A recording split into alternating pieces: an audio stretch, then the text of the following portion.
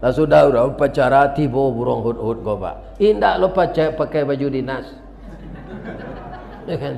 Baju biasa saya. Nyoimba dan Nabi Sulaiman. Hut, sini. Masuk ke kantor. Burung hut-hut tu tak ada camih dah pak. Tak ada camihnya. Kenapa engkau sebagai kepala angkatan udara tidak datang upacara, tidak disiplin? Awak jadi kepala kau mairik parang jo barani, mairik kerajo jo sawo.